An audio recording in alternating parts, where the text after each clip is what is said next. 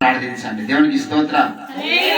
తిమోతికి రాసినటువంటి పత్రిక కొద్దిసేపు దేవుని యొక్క వాక్యాన్ని మన మాస్టర్కరంగా పంచుకొని దేవుని స్తుతించి మనము ఈ కార్యక్రమాన్ని ఉంచుకొని కొన్ని ప్రత్యేకమైనటువంటి అవసరమైనటువంటి సంగతులను మనము మాట్లాడుకొని సెలవు తీసుకుంటే అనేక కార్యక్రమాలు కారణాలను బట్టి పరిచర్య భారాన్ని కాల్చుకునే భాగ్యం ఇచ్చినందుకు ఆ దేవాది దేవుడు గుర్తిస్తూ ఉన్నాను. అందరూ కూడా తెలిసిన వ్యక్తులే. ఇక్కడికి అయితే మరి దేవుని యొక్క కృప ఈ రీతిగా రావాలని దేవుడు నిర్ణయించి ఉంటాడు. సందేశాన్ని మోసుకొని రావాలని దేవుని యొక్క ప్రణాళిక. హల్లెలూయా. ప్రభునందు ప్రియులారా, ఎవరి గురించి మాట్లాడుతున్నాడు అంటే అంత్య దినములలో అపాయకరమైన కాలములో జరిగే ఒక సంభవం జ్ఞాపకం చేస్తాడు. మన ముందు ఆ పైన గమనించుకోనమన్నాడు. ఈ అపాయకరమైన కాలములు దేవుని పిల్లరా, దేవుని సంఘం ఏంటంటే లోకానికి సూచనలు వేరు. అంత్య దినాలంటే ఏమిటి? వేటిని అంత్య దినాలు అంటున్నాం అంటే కరువులు, భూకంపాలు, తెగుళ్ళు, రాజ్యం మీదకి రాజ్యం వచ్చును, జనం మీదకి జనం వచ్చును, అక్కడక్కడ జరుగును అన్నాడు యేసు ప్రభుల వారు. ఆ సూచనలన్నీ మనకు కాదు. అప్పుడు ప్రభు రాకడ చాలా సమీపంగా ఉన్నదని మనం గ్రహించాలి. మరి కొద్ది రోజుల్లో ప్రభు ఈ లోకానికి రాబోతున్నాడు, జరుగుతాయని చెప్తున్నాడు. అపాయకరమైన కాలంలో వస్తాయంటే దినాల్లో ఈ అపాయకరమైన కాలములలో నాడు విరోధు రావడం, అందులో యేసు ప్రభు పుట్టడం అనేది జరిగింది. కొన్ని తప్పులు జరిగాయి, కానీ ఆశీర్వాదకరమైనటువంటి తప్పులు జరిగాయి. కానీ కోరావు మీద గౌరవం లేదు, నాయకుల మీద అభిషేకం కూడా చాలా స్థానాలు అంటాడు. ఏమంటే గోధుమల మధ్య గురుగులు కూడా ఉంటాయి బాబు, మీరు అన్ని ప్రతి ఆత్మ నమ్మదన్నాడు. పేతురు రాసినటువంటి పత్రికలో మీరు గమనిస్తే 2వ అధ్యాయము, దయచేసి 2వ పేతురు 2వ అధ్యాయము 1వ వచనం గమనించండి ఒకసారి. ఏమంటున్నాడు ఇక్కడ దేవుడు? మరియు అబద్ధ ప్రవక్తలు ప్రజలలో ఉండిరి, అటువలనే మీరు ఏంటంటే ఎవరుంటారంట? వీళ్ళు ఏం చేస్తారంటే తమ్మును కొనిన ప్రభువుని వీళ్ళు ఏం చేస్తారంటే విసర్జిస్తారు. ఎవరి ద్వారా బలపడ్డారో, ఎవరి ద్వారా ఆశీర్వదించబడ్డారో, ఎవరి ద్వారా అభిషేకించబడి దేవుని యొక్క సేవలో అనుకుంటుంది అన్నను పరీక్షిస్తుంది. కాబట్టి మన చూడబడుతున్న ప్రతి మాట ఇది దేవుని చిత్తానుసారమైన కాదు. యేసుప్రభు అంటాడు మార్కు సువార్త 4వ అధ్యాయం 24వ వచనంలో ఏమంటే తెలుసా? మీరు ఏం విడుచున్నారో జాగ్రత్తగా చూసుకున్నాను. ఇదేం గురించి అన్నాడు? బోధ గురించి, పరిశుద్ధుల బోధ గురించి, సద్దుకైన బోధ గురించి. మనం ఇప్పుడు నేను చెప్తున్న మాట కూడా కుటుంబాలని వాడు నాశనం చేస్తూ ఉన్నాడు. వారు మోసగలైన పనివారిగా దేవుని పనివారిగా కొనసాగుతున్న వారు ఉన్నారు. కాబట్టి ఈరోజు మనము జాగ్రత్త పడదామని దేవుడు మాట్లాడుతూ ఉన్నాడు. వారిగా ముందుకు సాగరు. It's impossible for them to go forward because they did not have the anointing of the holy spirit. దేవుని అభిషేకం లేకపోతే ఒక వ్యక్తి ముందుకు సాగలేడు, పరిచర్యలో కొనసాగలేడు. కొనసాగిన వారి ద్వారా నష్టమే జరుగుతుంది, అంతే లాభం ఉండదు. విరోధంగా కోరవు పరిచర్యలో కొనసాగుతున్నాడు. దేవుడు వారిని పాతాళంలోనికి నెరవేర్చి భూమి మింగేసింది. ఈ రోజు కూడా దేవుని పిల్లల అంత్య దినాల్లో అపాయకరమైన కాలంలో ఇటువంటి సంఘటనలు జరుగుతున్నాం. మనం జాగ్రత్త పడాలి. ఇది ఒక లక్షణం బాబు. అంత్య దినాల్లో ఇటువంటి వాళ్ళు బయట ఇష్టం లేదు, యేసు మాట మీద గౌరవం లేదు. యేసు ప్రభు మీద అనేక నిందలు మోపి బయటకు పోయినారు. వాళ్ళు బయటకు పోయినారు, మళ్ళీ ఒట్టికి పోలే కదా. యోహాను సువార్తలో మీరు గమనిస్తే ఇక్కడ ఏమన్నాడండి?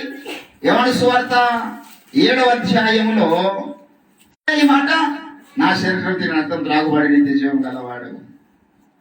7వ అధ్యాయం 7వ వచనంలో యేసు ప్రభు అంటున్నాడు, ద్వేషింపలేదు కానీ దాని క్రియలు చెడ్డవని నేను దానిని గురించి సాక్ష్యం ఇచ్చుచున్నాను గనుక అది నన్ను ద్వేషించుచున్నది. నన్ను ద్వేషించు ఉన్నది. 6వ అధ్యాయం 36వ వచనం కూడా చూడండి. మీరు నన్ను చూచి ఉండి విశ్వసింపగా ఉన్నారని మీతో they are not believe Jesus Christ. యేసు ప్రభువుని నమ్మలేరు దేవుని బిడ్డలారా. యేసు ప్రభువుని దూషించిన వారు కనబడుతున్నారు. ఆయన చంపడానికి ప్రయత్నం చేస్తున్న వారు కనబడుతూ ఉన్నారు. ఆయనలో పాపం ఉన్నదని అంటున్నారంట. యోహాను సువార్త దయచేసి మరి 7వ అధ్యాయంలోనే 9వ అధ్యాయము 46వ వచనం గమనించండి. 8:46 ఏమన్నారు చూడండి. నా యందు పాపం ఉన్నదని మీలో, అంటే వీళ్ళు ఏమనుకుంటున్నారు? యేసు ప్రభువులో పాపం ఉంది. ఉందా అంటే యేసు ప్రభువులో పాపం ఉందా? ఆయన మండొచ్చు ప్రకాశిస్తున్న దీపం ఆయన. కానీ ఆయన చూసి ఏమంటున్నారు? నీ యందు పాపం ఉంది అంటే మీరు దమ్ముంటే స్థాపించండి, నాలో పాపం ఉండదు. యేసు ప్రభు చేసిన సవాల్ ఏంటండి? అక్కడ కింద గమనించండి. ఇంకా మరి 50వ వచనంలో ఏమంటున్నాడు? మీరు నన్ను అవమానపరచుచున్నారు. యేసు ప్రభు కంటే ఇవన్నీ వచ్చినాయి. ఎవరు తెలుసా వీళ్ళంతా? ఎవరి సంబంధం తెలుసా వీళ్ళంతా? దేవుని సంబంధులు గారు. దేవుని సంబంధమైన వాడు దేవుని మాట వింటాడు. దేవుని యొక్క సేవకుని దేవుడిని దూషించిన వాడు, అవమానపరచడు, హింసించడు వాడు. యేసు ప్రభువుని హింసిస్తున్నారు, యేసు ప్రభువుని అవమానపరుస్తూ ఉన్నారు దేవుని బిడ్డలారా మొదటి శతాబ్దంలో. కాబట్టి ఈరోజు కూడా ఎవరో ఏదో మాట్లాడినంటే మనం దాని గురించి పెద్ద పరిశ్రమ పడాల్సిన అవసరం లేదు. ఇట్లా ఎన్నో సంవత్సరాలు అంటూనే ఉన్నారు మన నాయకుడికి. కదిలిందా, ఆగిందా, పరిచయం ఆగిందా, విస్తరించింది, శాఖోపశాఖలో జరిగింది. ఈరోజు దేవుని యొక్క కార్యం అతి సమీపంగా ఉంది మనకి. ఇంకా మనం కొద్ది రోజులు దేవుడు ఫిల్టర్ చేస్తున్నాడు. ఆ 120 మంది మాత్రమే రావాలి, మేడగదిలోని ఎవరు పడితే వాళ్ళు రావద్దు. అందుకే ఇక్కడనే వారి వివాదాస్పదంగా యేసు ప్రభు ఉన్నాడు. కొందరేమో పాపం వెళ్ళిపోయాడు, కొందరు దయ్యం పట్టినాడు వెళ్ళిపోయాడు, కొందరేమో రకరకాల అపోహన వెళ్ళిపోయాడు. వీళ్ళంతా రాలేడదాక ఇప్పుడు కూడా మధ్యలో చాలా మంది అవి అబద్ధాలు నమ్మి మేడగది స్థలానికి రాకుండా వెళ్ళిపోతున్నారు. దేవుడు ఫిల్టర్ చేస్తున్నాడు. మనమందరము ఆ మేడగదిలో ఉండాలి. ఆ కడవరి వానకాలంలో ఉండాలంటే ఇప్పుడు మీకు వచ్చినటువంటి శోధనలో మీరు జాగ్రత్తగా ఉండాలి. శోధన కాలంలో మీరు సాతాను మాట వినొద్దు, శోధనలో దేవుని వైపు చూడాలి. అప్పుడు దేవుడు మీకు సహాయం చేస్తారంటాడు. హల్లెలూయా. శోధనలో ప్రభు సన్నిధి దొరికెను, వేదనలేరన భూమిగా మారెను. శోధనలో ప్రభు సన్నిధి దొరికెను, వేదనలేరన భూమిగా మారెను.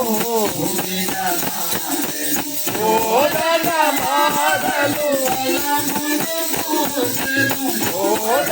బాధలు బలమును గూర్చెను, జయమని పాడెదను, ఆ విజయము పాడెదను, విజయము పాడెదను. జయ హే జయ హే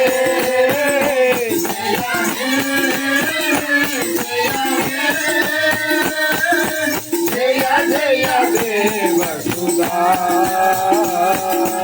జయ జయ దేవ సుధా, జయ జయ విజయ సుధా,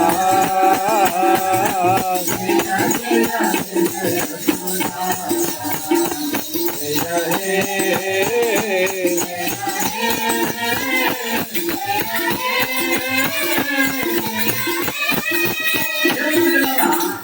శోధన కాలంలో ఇప్పుడు మాకు కూడా వచ్చింది శోధన.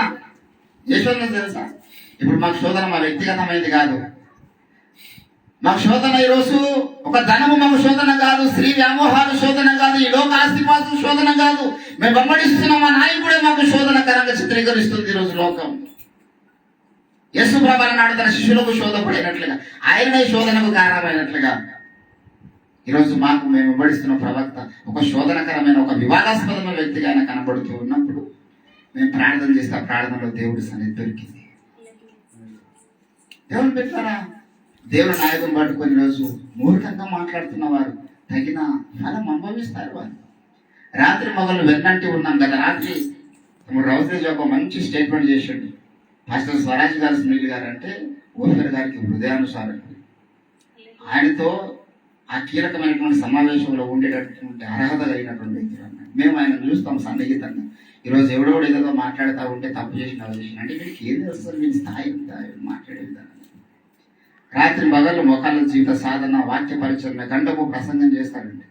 ఆయనకు నిద్ర సరిగా ఉండదు. నేను కారు 2 సార్లు తిప్పినప్పుడు ఆ కారులోనే పండుకున్నాడు. ఆడిపోయిందాక మళ్ళీ అడిగిపోయి వాక్యం ప్రకటించాలి, మళ్ళీ రావాలి. రాగానే మళ్ళీ ఇంకొక ప్రోగ్రామ్. ఇంకిన పాపం చేసిన అంటున్న వానికి మాకు వాళ్ళని చూస్తే చాలా కోపం వస్తుంది. అట్ ద సేమ్ టైం ఆ మాటలు వింటుంటే బాధ చేస్తుంది. అదే రాత్రి పగలు దేవుని అభిషేకం కలిగి కన్నీటి ప్రార్థనతో కుదురుబాటు కొరకు దేవుని కొరకు మార్గం సరళం చేస్తున్నటువంటి శ్రేష్ఠ భక్తులు పట్టుకొని ఆయన సాక్ష్యం బాగలేదు, ఆయన ఒక వ్యభిచారాన్ని అంటున్నావు అంటే మా గుండెలు పగిలిపోతాయి. ఎంతో వేదన. ఎన్నోసార్లు నేను అయ్యగారిని పట్టుకొని ఏడ్చాను, అయ్యా ఇవన్నీ కష్టాలు ఎట్లా భరిస్తున్నావు? చిన్నుల ద్వారా ఆపదలు, చిన్నుల ద్వారా ఆపదలు, నువ్వు ప్రేమించిన వారిని నొప్పించే మాటలు మాట్లాడుతున్నా. రాత్రి ఎంత ప్రేమించాలి. రోజు బయటకు పోయి ఏదో చెడ్డ నీచమైన మాటలు మాట్లాడుతున్నటువంటి ఒక హౌలగాలను వారి పెళ్ళ లక్షలు ఖర్చు పెట్టి అయ్యగారు చేసి కనిపించలేదు ఆ ప్రేమ నీకు. ఎట్లా ఆ నోడుతో ఎట్లా అనుభూతుంది నీకు ఆ మాట? ఒక నిమిషం ఆలోచించుకోవా. నాయకుల గురించి అట్లా మాట్లాడుతున్నారు, మా హృదయాలు పగిలిపోతున్నాయి. నాయకుల గురించి వ్యర్థమైనటువంటి ప్రేమ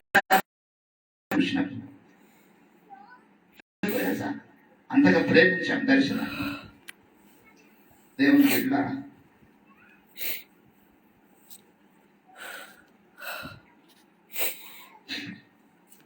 మన నాయకుని వేదనను గమనిస్తాం. ఈరోజు మీ పట్ల ఆయనకి ఎంతో బాధ. రాత్రి మొదలైన కన్నీటి ప్రార్థన మేము చూసినాం, ఆయన వేదన మేము చూసినాం. నాన్నవారు లేరు, ఎవరున్నారండి నాయకునికి? ఏదైనా బాధ వస్తే చెప్పుకొని పొందలు ఎవరు లేరు. ఒక వేదన వస్తే చెప్పుకోనికి లేరు. నీకు వస్తే తెలుస్తుంది అటువంటి పరిస్థితి. అయినా నాకు ఆత్మని సంపాదించాలి, అయినా దేవుని కొరకు సామ్రాజ్యాన్ని కట్టాలి. దేవుని పెట్టారా? ఈరోజు మనం జాగ్రత్త పడాలి. మనం ఎంతో నాయకుని కొరకు ప్రార్థన చేయాలి. ఆయనకు వస్తున్న కష్టాల్లో మనం కూడా పాలిభావస్థలం కావాలి. ఆ వేదనలో మనం కన్నీటి ప్రార్థన చేస్తూ దేవుని అయ్యా నువ్వు ఏర్పడేసిన దాసులు చేస్తున్నటువంటి రకరకాల నిందల అవమానాన్ని మీ కంటగొడుతుందరికి పారేయండి, వారిని శిక్షించండి. అతను అగ్నిలో తీయబడ కొరివిలాగా కనబడుతున్నాడు దేవునికి. హల్లెలూయా. కాబట్టి దేవుని పిల్లల నూతన తీర్మానం తీసుకుందాం. ప్రభువా, అపాయకరమైన కాలంలో వచ్చినాయి, మేము జాగ్రత్త పడి మా సంఘాన్ని ప్రేమించి పరిపాలించిన ప్రతి మాట కొరకు నీకు వందనాలని ఒక నూతన తీర్మానం తీసుకుందాం. నాడు ప్రభు కొద్ది మాటలు దీవించుకుందాం.